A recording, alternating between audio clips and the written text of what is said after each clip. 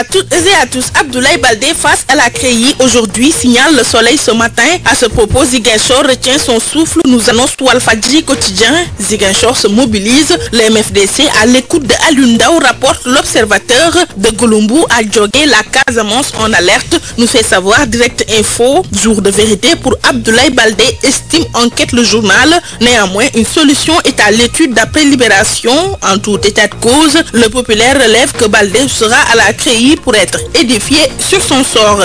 Quant à Bibo Bougie, Direct Info nous renseigne que la CREI statue sur son cas au plus tard le mercredi. Pour ce cas précis, l'Observateur nous balance les secrets des 2 bulletins médicaux de Bibo établis par l'urologue et le cardiologue.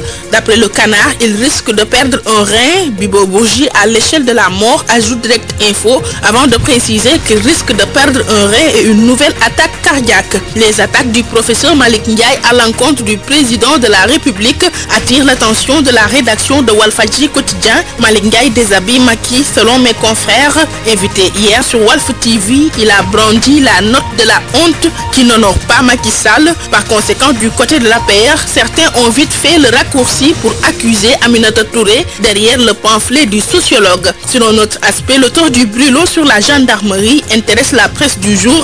Selon mes confrères du journal Le Quotidien, le colonel Aziz Ndao est rentré samedi. Le colonel Ndao à Dakar, l'enquête s'accélère, indique la Tribune. À ce sujet, Direct Info nous donne les détails de la procédure.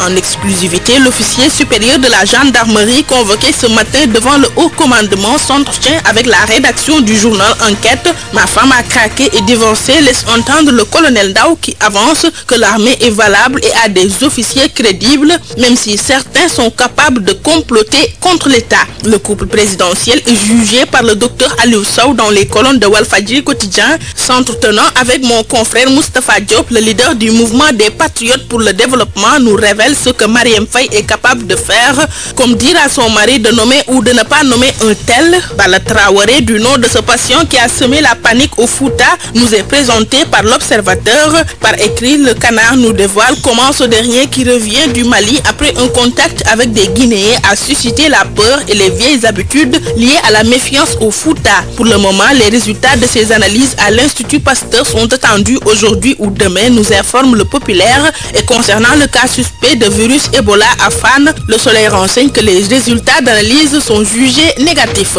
Fausse alerte à Fan, Ourossogui dans le doute, le Sénégal résiste à Ebola selon le journal Le Quotidien.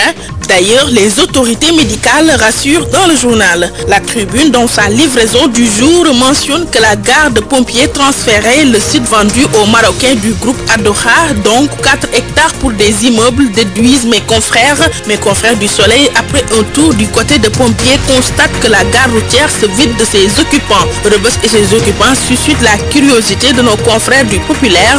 Pour cela, à la page découverte du cahier vacances, le journal fait un zoom sur Rebus et ses multiples facettes. Sport, bon signe avant l'Égypte, marque Ouasport. En détail, le journal fait remarquer que Sadio Mané a encore marqué ce week-end et d'autres lions ont fait de même, raison pour laquelle Ouasport voit qu'à quelques semaines de Sénégal-Égypte, les attaquants se réveillent. En France, Stade Quotidien découvre que Sané est dopé par le brassard. En effet, capitaine Lamine Sané a amené Bordeaux à gagner contre Montpellier par le score d'1-0. Luc Sunulam nous fait part d'un contentieux opposant Boignan 2 au promoteur Prince. Boignan 2 porte plainte contre Prince pour le règlement d'un reliquat d'1 475 000 francs CFA et interrogé par mes confrères de Sunulam, Prince lâche, je cite, « Ils sont ingrats ». Bonne lecture. Bonne lecture et merci Ndeye Fatou Ndiaye. Voilà, c'est fini pour ce